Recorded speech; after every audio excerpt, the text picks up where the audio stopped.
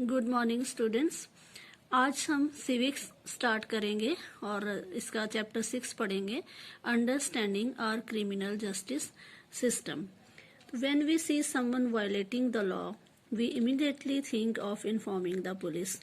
तो हम जब भी कभी देखते हैं कि कोई वायलेट कर रहा है किसी लॉ को, मतलब किसी कानून का उल्लंघन कर रहा है, तो हम उसी वक्त पुलिस को इन्फॉर्म करते हैं। You might have seen either in real life or in the movies police officers filing reports and arresting persons। तो आपने रियल लाइफ में भी देखा है बहुत बार, और जो मूवीज होती हैं उनमें भी आपने देखा है कि पुलिस के जो अफसर हैं, अधिकारी हैं, वो जब कोई रिपोर्ट्स आती है उनके पास तो वो फाइल करते हैं रिपोर्ट्स, वो FIR लिखते हैं और वो पर्सन को अरेस्ट करते हैं जिसके अगेंस्ट रिपोर्ट लिखवाई गई हो। Because of the role played by the police in arresting persons, we often get confused and think that it is the police who decide whether a person is guilty or not। तो क्योंकि ज्यादातर जो हम cases में देखते हैं, तो मतलब हर केस में जो क्रिमिनल केस होता है तो उसमें पुलिस के पास ही सबसे पहले FIR जाती है, फर्स्ट इन्फॉर्मेशन रिपोर्ट, और पुलिस का जो रोल रहता है किसी व्यक्ति को पकड़ने में, तो उससे कई बार हम लोग कंफ्यूज हो जाते हैं कि जी पुलिस ही है जो डिसाइड करती है कि कोई पर्सन गिल्टी है कि नहीं, मतलब कोई जो व्यक्ति है जिसके अगेंस्ट कंप्लेंट की गई है वो कसूरवार है कि नहीं। This however is far from true, but ये सही नहीं है कि सिर्फ एक अकेली पुलिस का ही रोल नहीं रहता है किसी को दोषी ठहराने में।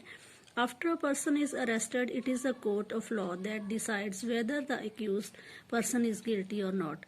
तो जब पुलिस अरेस्ट करती है किसी व्यक्ति को तो कोर्ट में फिर मुकदमा चलता है, तो कोर्ट डिसाइड करता है मुकदमे के आधार पे कि जो व्यक्ति है दोषी व्यक्ति का उसमें कसूरवार वो है भी कि नहीं। According to the constitution every individual charged of a crime has to be given a fair trial. तो जो हमारा संविधान है इंडिया का, इसमें हर किसी को अधिकार दिया गया है कि अगर किसी के खिलाफ भी कोई क्राइम का चार्ज लगाया जाता है, दोष लगाया जाता है, तो उसको फेयर ट्रायल का हक दिया जाए, मतलब जो सही तरीके से सुनवाई का उसको अधिकार दिया जाए। Do you know what it means to get a fair trial. तो क्या आपको पता है कि फेयर ट्रायल क्या होता है? इसके बारे में भी हम आगे चैप्टर में डिस्कस करेंगे। Have you heard of an FIR। क्या आपने कभी FIR के बारे में सुना है? और do you know who a public prosecutor is. तो क्या आपको पता है कि पब्लिक प्रोसिक्यूटर क्या होता है? तो in this chapter we use a fictional case of theft to try and highlight the process as well as the role of different individuals in the criminal justice system.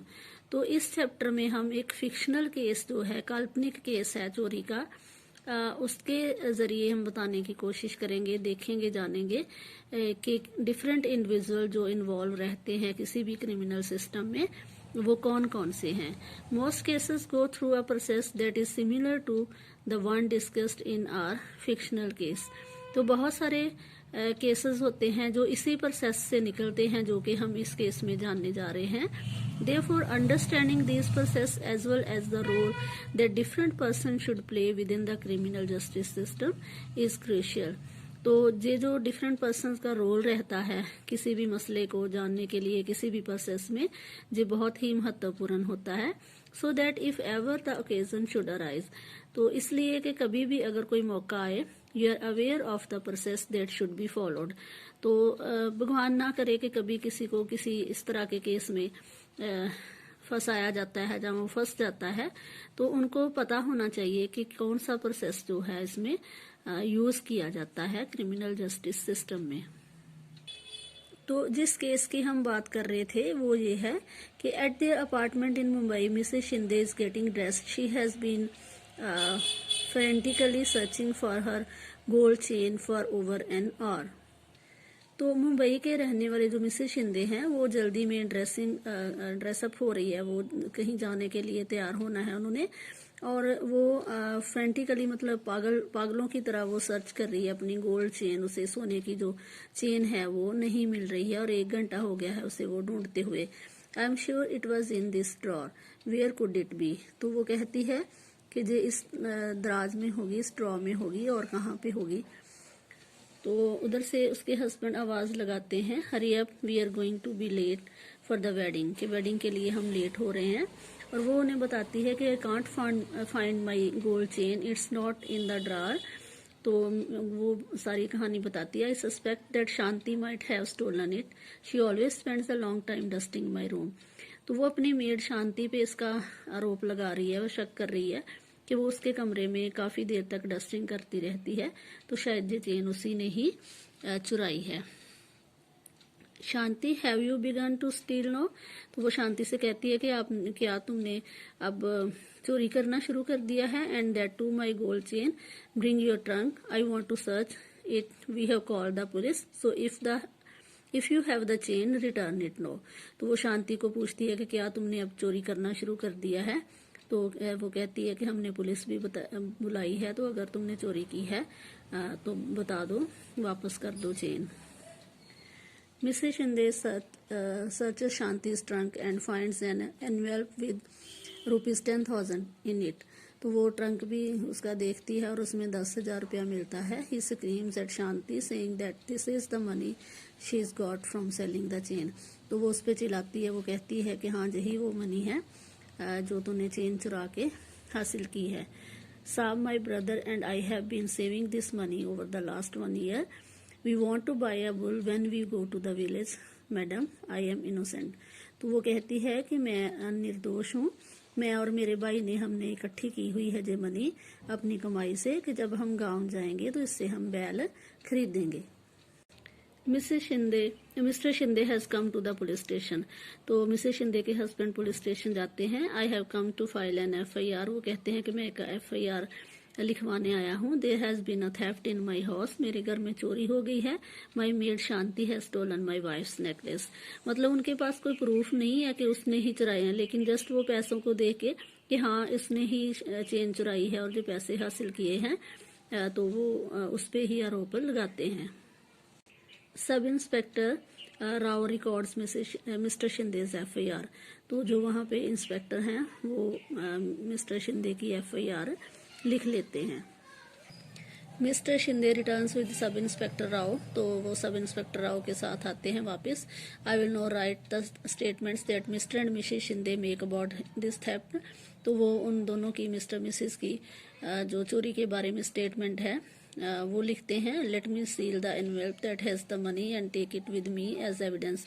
तो वो उनके घर पे आते हैं, तो शांति के ट्रंक में से जो लिफाफा मिला है तो उसको सबूत के तौर पे वो सील करके अपने साथ ले जाते हैं। And I am arresting Shanti and taking her to the police station.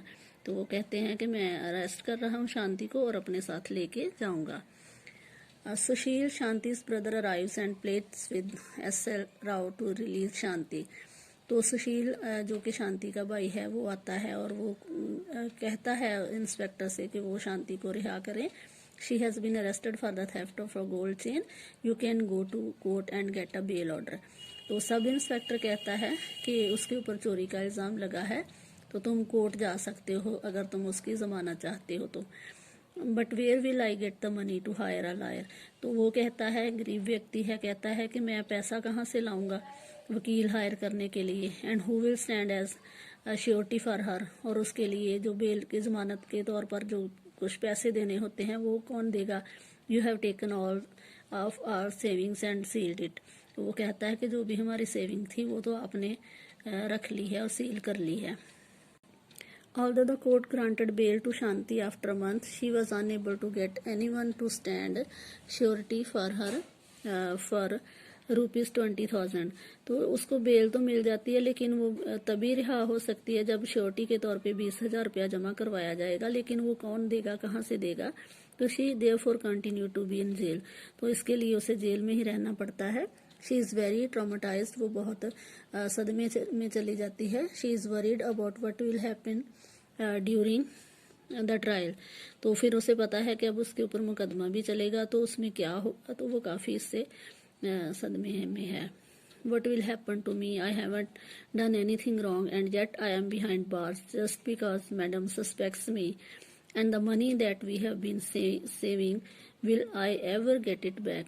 तो उसको चिंता है कि उसने किया भी कुछ नहीं है और मैडम ने, उसके जो मालकिन है, उसने उस पर दोष लगा दिया है, और जो उनकी सेविंग थी, मनी थी, वो भी उनके पास है, पुलिस के पास। तो अब वो कैसे घर वापस जाएगी।